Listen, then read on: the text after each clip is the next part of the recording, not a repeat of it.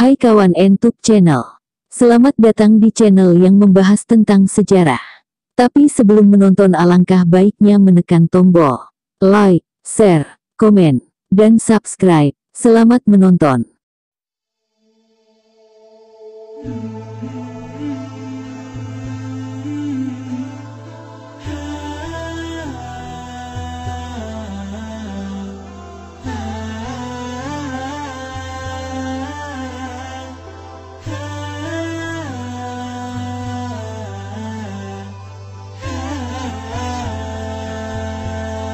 Setiap kali mendengar nama Sunan Ampel, mungkin yang terlintas di benak Anda adalah anggota Wali Songo.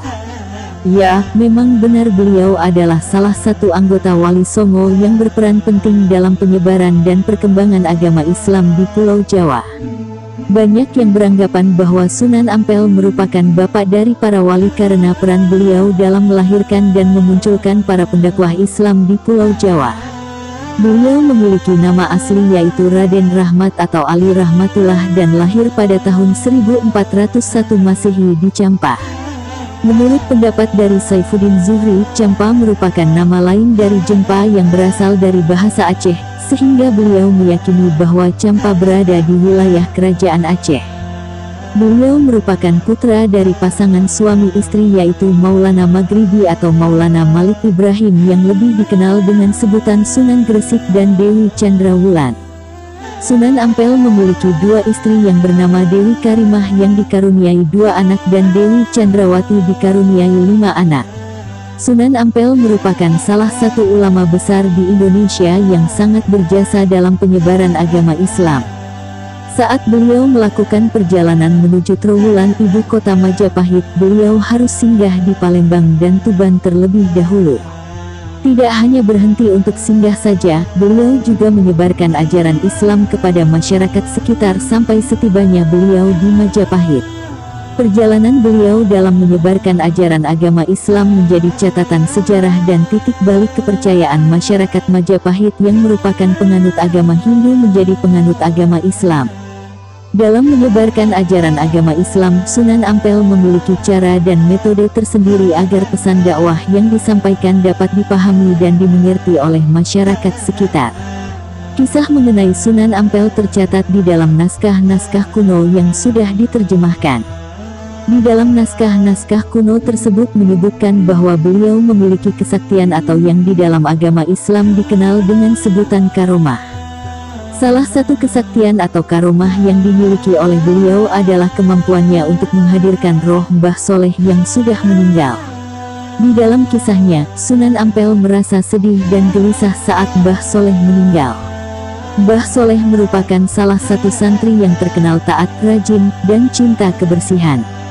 Suatu hari, beliau mengatakan bahwa seandainya Mbah Soleh belum meninggal pasti keadaan masjid akan selalu terlihat bersih. Tak disangka ketika pagi hari para santri datang ke masjid, mereka melihat bahwa keadaan masjid benar-benar bersih dan kinclong. Tak hanya itu saja, para santri dan masyarakat di sekitar masjid juga terkejut karena hadirnya kembali sosok Mbah Soleh. Namun, seiring berjalannya waktu, Mbah Soleh kembali meninggal. Sunan Ampel terus mengulangi ucapannya tersebut sebanyak 9 kali dan mengundang Mbah Soleh untuk hadir di masjid yang didirikan pada abad ke-18 atau sekitar tahun 1430 Masehi. Setelah beliau meninggal, kehadiran Mbah Soleh juga ikut berhenti dan tidak pernah muncul lagi. Dalam kisah cerita rakyat yang berkembang di masyarakat, ada 2 keyakinan yang dipercayai. Pertama, sosok yang hadir membersihkan masjid hanyalah sosok yang menyerupai Mbah Soleh.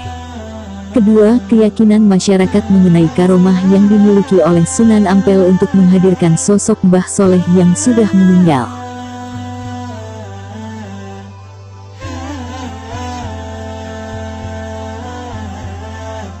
Makam Sunan Ampel.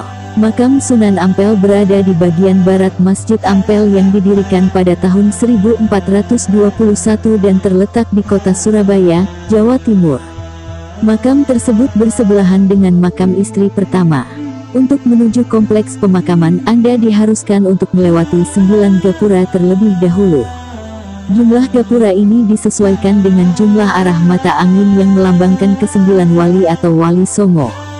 Ada 3 gapura yang masih memiliki bangunan asli dari jumlah keseluruhan gapura yang merupakan peninggalan beliau. Hingga saat ini, Masjid Ampel dijadikan sebagai objek wisata religi yang dikelilingi bangunan dengan arsitektur Arab dan Tiongkok. Tidak hanya terdapat kompleks pemakaman saja, di Masjid Ampel ini juga terdapat sumur yang diyakini sebagai sumur bertuah untuk menguatkan janji atau sumpah.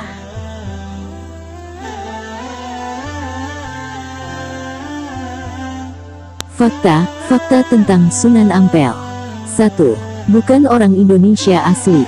Beliau merupakan cucu Raja Champa, sehingga beliau bukanlah orang Indonesia asli.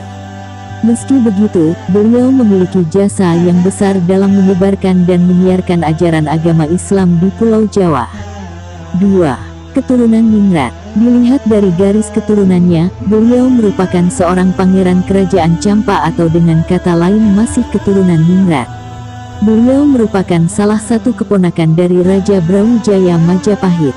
Meskipun beliau masih keturunan darah biru, namun tidak membuatnya takabur dan tetap giat menyiarkan agama Islam. 3. Lokasi makam berada di sebelah masjid tertua ketiga.